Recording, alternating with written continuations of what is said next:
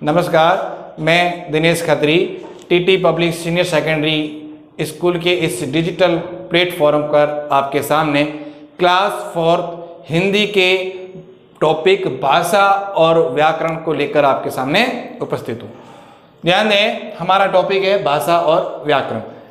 4th class के बच्चे हो तो इसको थोड़ा सा आप समझें। जिस तरह मैं अभी बात कर रहा हूँ या मैं कुछ पढ़ा रहा हूँ वह आपके पास पहुँच रहा है और आप उस चीज़ को समझ रहे हैं, वैसा कर रहे हैं। इसका तात्पर्य क्या हुआ? जिस भावों को, विचारों को मैं आपको देना चाहता हूँ वह आपके पास पहुँच रहा है उसी तरीके से जिस तरीके से मैं आपको बताना चाहता हूँ। तो ये कैसे संभव है? भाषा के माध्यम से। यानी जो भाषा मुझे आ रही है उसी भाषा का ज्ञान आपको है, तभी आप मेरी बात को समझ सकते हैं। तो वही हमारा टॉपिक है आज, भाषा।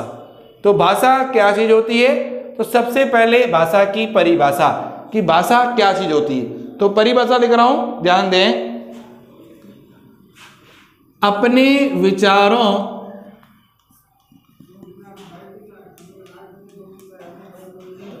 भावों को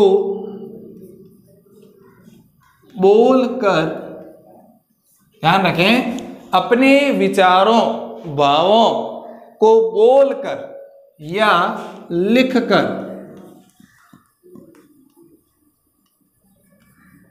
भाव विचार जो बात होती है, जो कथन है, हम कहना चाहते हैं, सामने वाला उसे समझ सके, उसे हम बोलकर या लिखकर व्यक्त करने के साधन को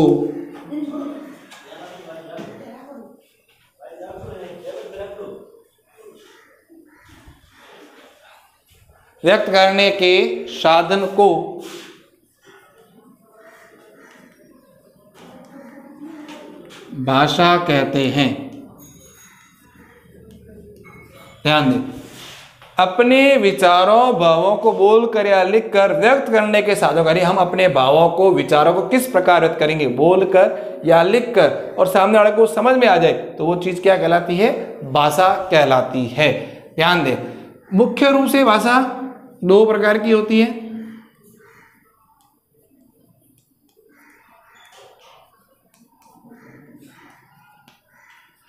कितने प्रकार की भाषा होती है? 2 प्रकार की भाषा का रूप है ये। आप रूप लिख दें। पहला है मौखिक और दूसरा है लिखित। अब पहला नंबर क्या है? वापस ध्यान दें, मौखिक भाषा। मौखिक भाषा क्या होती है आपको समझ में आया होगा। जिस तरह से मैं अभी बोल रहा हूं और आप मेरे इस भाव को, मेरी बात को समझ रहे हैं, वो भाषा कौन सी होती है? मौखिक भाषा। तो हम इसकी परिभाषा लिख रहे हैं, भाषा का वह रूप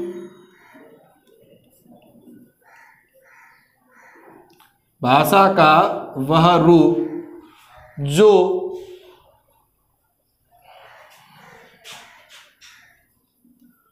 मुख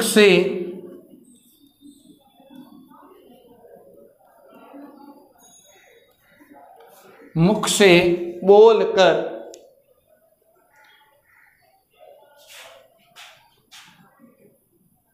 व्यक्त किया जाता है।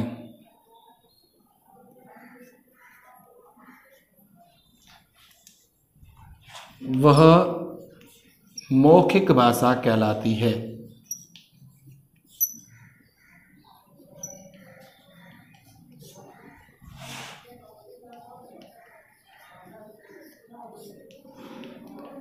आपको ध्यान रखना है कि जो भी मैं करवा रहा हूं, समझा रहा हूं, उसे आप समझते रहें और साथ साथ में अपनी कॉपी में नोट करते रहें। जब भी स्कूल खोलेंगे तो आपकी ये चेक की जाएगी आपने कितना काम किया है, इसे विशेष रूप से आप ध्यान रखें।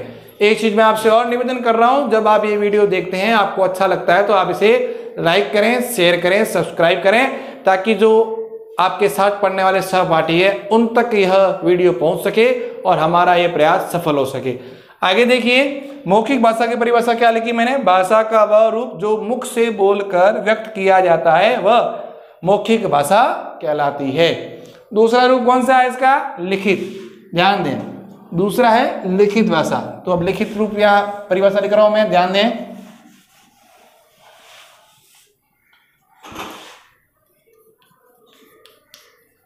लिखित भाषा, लिखित भाषा में क्या होगा कि भाषा का वह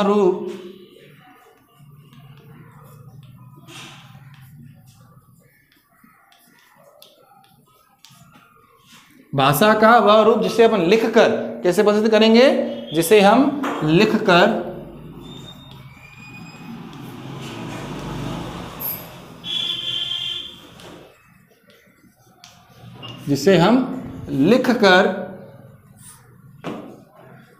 व्यक्त करते हैं,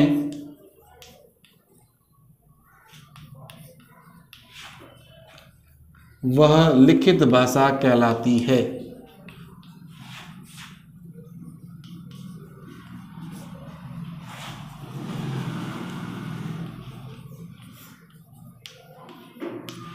तो ये लिखित परिभाषा, भाषा की यह परिभाषा है कि भाषा का वह रूप जिसे हम लिखकर व्यक्त करते हैं वह लिखित भाषा कहलाती है। अब ध्यान रखें, इसके पश्चात बात आती है लिपि की। ध्यान दें, सभी भाषाएं जो लिखी जाती है उसकी एक लिपि होती है, यानी लिखने का तरीका होता है। तो जो लिखने का तरीका होता है उसे अपन क्या कहते हैं, लिपि। यानी भाषा, ध्यान रखें, भाषा के लिखने की विधि को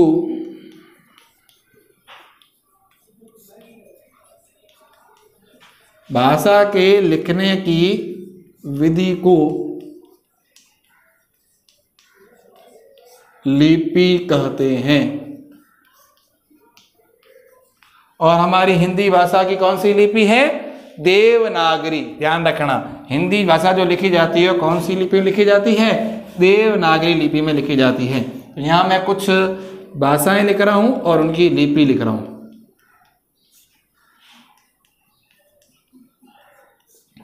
जैसे हिंदी की लिपि कौन सी है, देवनागरी। अंग्रेजी की लिपि कौन सी है, रोमन। ध्यान दें ये, ठीक है ना, विशेष रूप से। उसी प्रकार संस्कृत की लिपि कौन सी है, देवनागरी।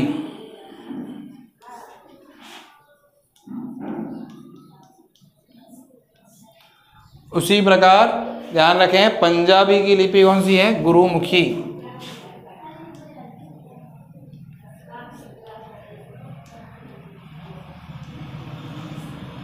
पंजाबी की कौन सी लिपि हो जाएगी, गुरुमुखी। उर्दू की कौन सी हो जाएगी, फारसी। इस प्रकार इनकी ये लिपियां हैं जिनके माध्यम, लिपि क्या होती है अगर समझ लें, कोई भी भाषा उसको लिखने की जो विधि होती है वो लिपि कहलाती है। यानी अपन ने जब ये जो सब लिखा है ये सब हमारी लिपि है, कौन सी, देवनागरी। संस्कृत भी इसी लिपि में लिखी जाती है, अंग्रेजी है वो रोमन लिपि में लिखी जाती है, पंजाबी है वो गुरुमुखी में लिखी जाती है, उर्दू जो है वो फारसी लिपि में लिखी जाती है। ठीक है ना, ये ध्यान रखें। हमारे देश में, ध्यान रखें एक चीज और नोट करके, हमारे देश में अनेक भाषाएं बोली जाती है, ठीक है ना, ध्यान रखें, लेकिन 22 भाषाओं को मान्यताएं दी गई है। हमारे देश में 22 भाषाओं को क्या दी गई है, संविधान में मान्यता। यानी हमारे संविधान में लिखा गया है कि हमारे भारत की 22 भाषाएं है, ऐसा बताया गया है। तो ये छोटी चीजें आपको हमेशा ध्यान रखनी है, छोटे प्रश्न बनते हैं कभी, तो इसको विशेष रूप से ध्यान रखें। ये सारी चीजें आपकी बड़ी कक्षाओं में काम आ सकती है, 5th में, 6th में, 7th में, 8th में, है ना। जैसे आगे बढ़ोगे सब आपकी काम की चीजें, अभी से इसको आप ध्यान में रखेंगे तो बेहतर होगा। उम्मीद है आपने इस वीडियो को अच्छे से देखा होगा और ऐसी उम्मीद है कि इसको आपने कॉपी में अच्छे से नोट भी किया होगा। तो आप इस वीडियो को ज़्यादा से ज़्यादा शेयर करें, लाइक करें और सब्सक्राइब करें, ताकि दूसरे तक यह जो पाठ पढ़ाया हमने वह पहुंच सके और उसे भी यह लाभ मिल सके। तो आप इसे अच्छे से कॉपी में नोट कर लें। कॉपी में नोट जब आप करें तो व्यवस्थित ढंग से करें ताकि फेयर काम नजर आए।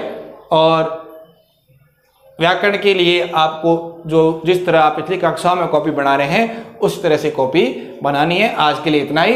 अगले टॉपिक के साथ आपके सामने फिर उपस्थित होंगे। नमस्कार।